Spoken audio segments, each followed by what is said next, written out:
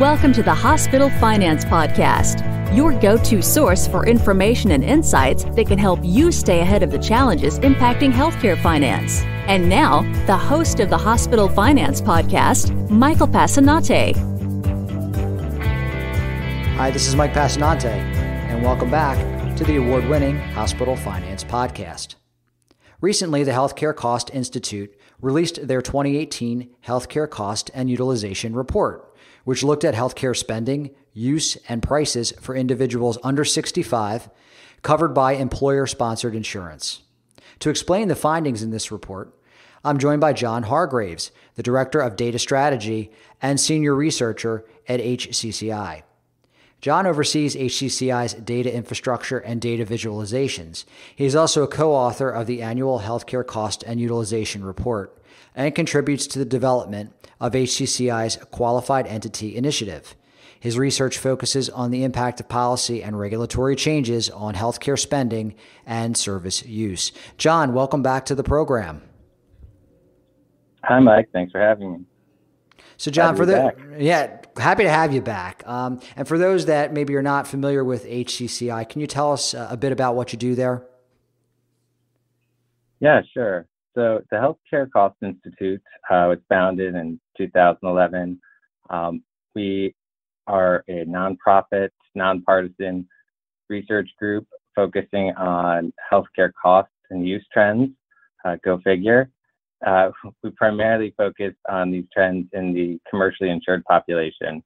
And that's a population that's relatively understudied when looking at U.S. healthcare system. Most of the research has been done using Medicare claims data, so we're trying to fill that gap with our data on the commercially insured. Great. So let's talk about the 2018 Healthcare Cost and Utilization Report that you recently published. Explain what that analysis entailed and really what you were looking at. Yeah, sure. So the Healthcare Cost and Utilization Report is kind of a flagship report we put out every year. Usually comes out January or February, and it looks at previous 5 years of commercially insured spending, focusing on price, use, and spending per person. We look at the employer-sponsored insured population. So that's about 160 million people in the U.S. get their health insurance through their employer. And as I mentioned before, historically, it's a group we haven't had a lot of data about. So HCCI's work is really trying to fill that gap. Our healthcare cost and utilization report, sorry, that's a bit of a mouthful. It uses 2.5 billion medical and pharmacy claims from 4 of the largest national insurers. Our research models costs, prices, use for the entire ESI population. So this data is weighted to be really representative of all ESI, not just for those people we do have data on. And lots of great information in the report, but we'll focus on some of your top line results. First and foremost, per person spending increased to $5,892 per person in 2018. Can you talk to us about what drove that increase? Yeah, sure. So we look at spending. Often we talk about spending growth. So how much has spending increased compared to the prior year? So going from 2017 to 2018, spending grew 4.4%. The two primary drivers of increases in spending are use. Are people using more services? Or price? Is the price of each service going up? So from 2017 to 2018, price was a bigger increase than use. But compared to previous years, use actually made up a substantial part of that increase in spending growth. So to put some numbers to that, prices increased 2.6% from 2017 to 18, use increased 1.8%. And when we break it down to the types of services, we talk about services in categories: inpatient, so that's your hospital, inpatient admissions, outpatient, and professional services. So that's, most of the services people are used to, going to the physician, any individual procedures, so on. And then last, pharmaceutical spending.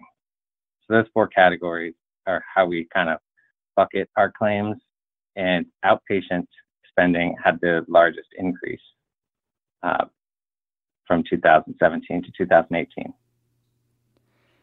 Yeah, and that's maybe not surprising given the shift of from inpatient to outpatient procedures among healthcare providers. What other information can you share with us about that? Yeah, so specifically looking at outpatient, and as I said, had the fastest spending growth. It was a 5.5% increase in spending per person in 2017 to 2018. And most of that was increases in price. And there are kind of two underlying services that make up the bulk of outpatient spending: emergency room and surgery. And, when we're talking about outpatient spending, we're specifically talking about the outpatient facility spending. If someone has an ER visit, they may have some bills and charges from specific providers. Those would be captured in our professional bucket. So we're not talking about a total cost of care, but specifically, where the claims come from. And so these are outpatient facility, and ER and surgery are the two biggest drivers of the growth in outpatient spending. And both of those actually have significant increases in price over this period. And inpatient price increases were actually a little bit less aggressive than in previous years. Any sense as to what might account for that? Yeah. So in previous years, prices for inpatient admissions have been pretty consistent, growing. We see a little dip, but that does in the growth rate for inpatient prices, but that doesn't mean they're not growing. So inpatient prices did grow in 2018. We've kind of seen there had previously been in the early period, 2014, 15, a decline in the use of acute inpatient admissions. That's kind of stabilized. Where we've seen kind of the plateauing of price growth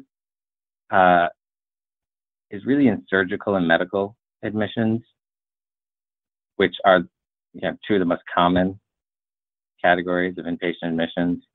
Where we've seen spending really increase and some price increases, it's actually in mental health admissions and substance use admissions. So although those don't make up a large share of overall acute inpatient admissions for this population, their use has increased a lot in recent years, as well as the price. And once again, out-of-pocket costs went up. Maybe no surprise there. What kind of detail did you find when you looked at that specifically? Yeah, so average out-of-pocket spending averaged a little over $900 per person in 2018. And when we say out-of-pocket, these are the copay, coinsurance, and deductible part of payment per claim.